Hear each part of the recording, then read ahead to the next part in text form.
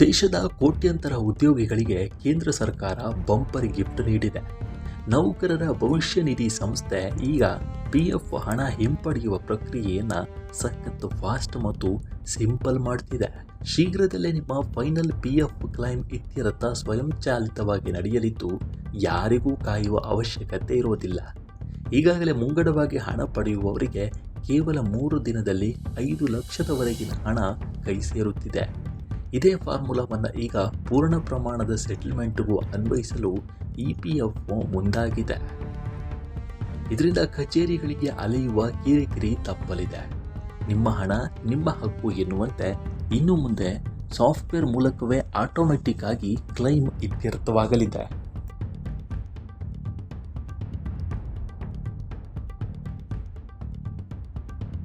ಇದರಿಂದಾಗಿ ಹಣ ನೇರವಾಗಿ ನೌಕರರ ಬ್ಯಾಂಕ್ ಖಾತೆಗೆ ತ್ವರಿತವಾಗಿ ವರ್ಗಾವಣೆಯಾಗಲಿದೆ. ಇದರಿಂದ ಸುಮಾರು 7 ಕೋಟಿ ಜನರಿಗೆ ಲಾಭವಾಗಲಿದೆ.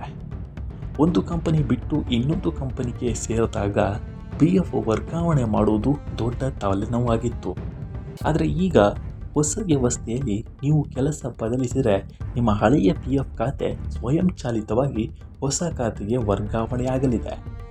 PF ಟ್ರಾನ್ಸ್ಫರ್ ಮಾಡಲೆಂದು ಪ್ರತ್ಯೇಕ ಫಾರ್ಮ್ ತುಂಬುವ ಕೆಲಸಕ್ಕೆ EPFO ಬ್ರೇಕ್ ಹಾಕ್ತಿದೆ.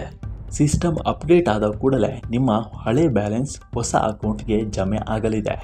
ಇದು ನೌಕರರ ಸಮಯವನ್ನು ಉಳಿಸುವುದಲ್ಲದೆ ವಿಳಂಬಕ್ಕೆ ಮುಕ್ತಿ ನೀಡಲಿದೆ. ಸರ್ಕಾರ ಜಾರಿಗೆ ತಂದಿರುವ 4 ಹೊಸ ಕಾರ್ಮಿಕ ಸಂಹಿತೆಗಳ ಅಡಿಯಲ್ಲಿ EPFO ತನ್ನ ಯೋಜನೆಗಳನ್ನು ಅಪ್ಡೇಟ್ ಮಾಡುತ್ತಿದೆ. ಹಳೆಯ ಅನುಭವಗಳನ್ನು ಗಮನದಲ್ಲಿ ಇಟ್ಟುಕೊಂಡು ಕಠಿಣ ಪ್ರಕ್ರಿಯೆಗಳನ್ನು ಸುಲಭಗೊಳಿಸಲು ಅಧಿಕಾರಿಗಳು ಪ್ಲಾನ್ ಮಾಡಿದ್ದಾರೆ.